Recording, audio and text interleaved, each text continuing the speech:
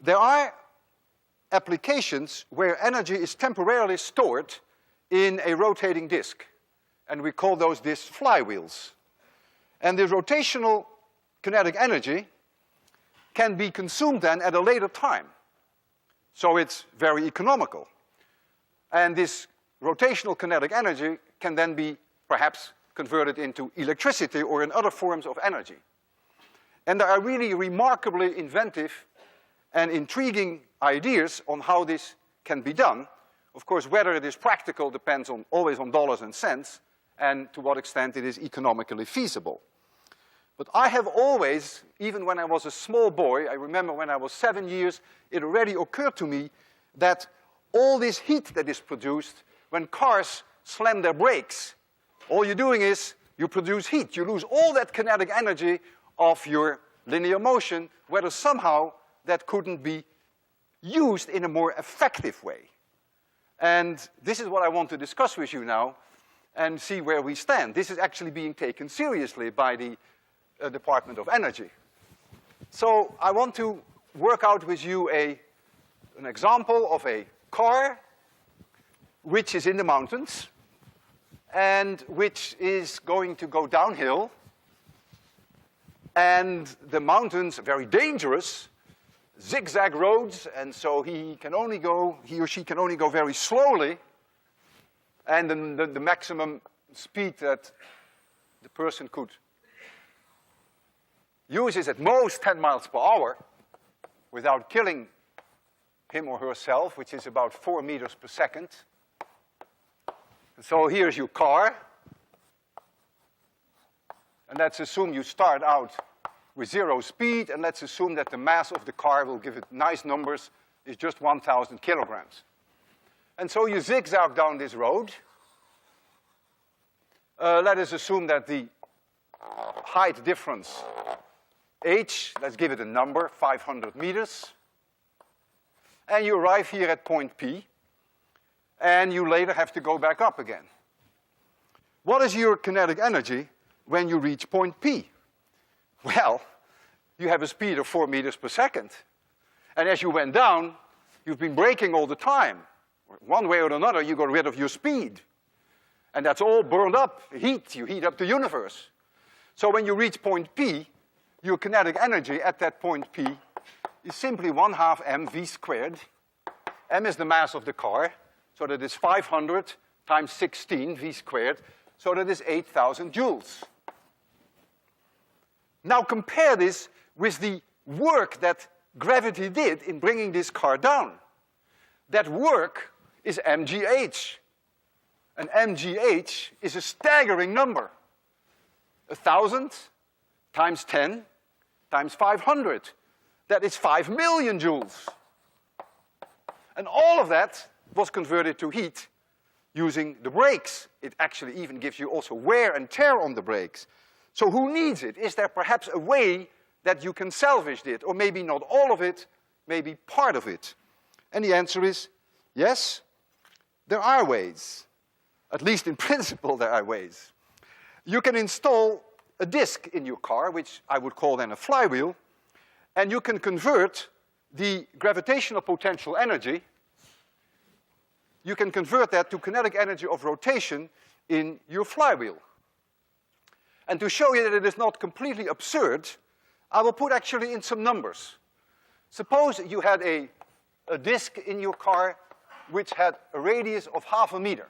That's not completely absurd. That's not beyond my imagination. It's a sizable disk. And I give it a modest mass so that the mass of the car is not going to be too high. 200 kilograms, that's reasonable. That would be a steel plate, only 5 centimeters thick. So that's quite reasonable. And the moment of inertia of this disk, if I rotate it about an axis through the center, perpendicular to the disk, that moment of inertia we know now is 1/2 m. Oh, we have a capital M, r squared, and that equals 25. The units are kilograms if you're interested, kilograms meters squared. So we know the moment of inertia. Now what we would like to do is we would like to convert all this gravitational potential energy into kinetic energy of that disk.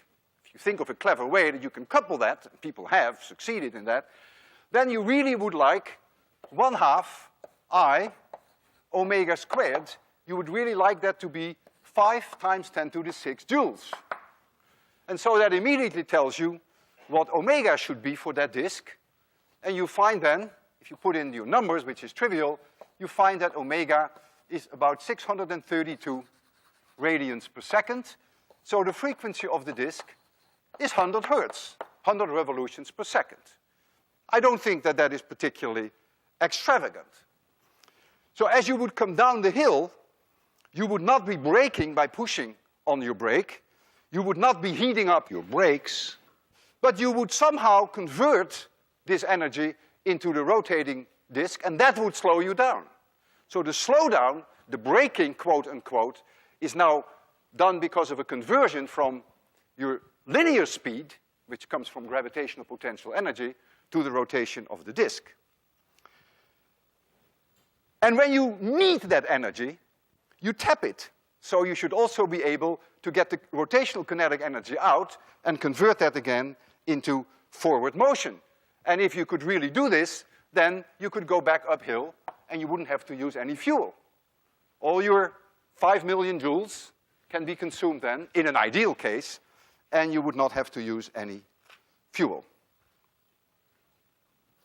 Now you can ask yourself the question, is this system only useful in the mountains, or could you also use this in a city? Well, of course you can use it in a city. You wouldn't be braking like this then, which again, you would slow down by taking out kinetic energy of linear forward motion, dump that into kinetic energy of rotation of your flywheel, and that would slow you down. And when the light, this traffic light turns green, you convert it back, rotational kinetic energy, into linear kinetic energy, and you keep going again. Now, of course, this is all easier said than done, but it is not complete fantasy. People have actually made some interesting studies, and I would like to show you at least one case that I'm aware of that I found on the web that shows you that the United States Energy Department is taking this quite seriously. This view graph is also on the 801 homepage. And so you see here the idea of mounting such a flywheel under the car here, and it says the location of the flywheel energy management power plant. Wonderful word, isn't it? And here you see a close-up of this flywheel. I didn't get any numbers on it. I don't know which fraction of the energy can be stored in your flywheel, but it's an attempt. People are seriously thinking about it. And it may happen in the next decade that cars may come on the market whereby some of your energy, at least, can be salvaged. Instead of heating up the universe, use it yourself, which could be very economical.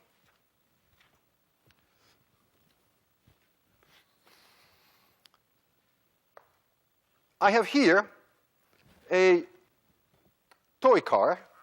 I'll show it on TV first.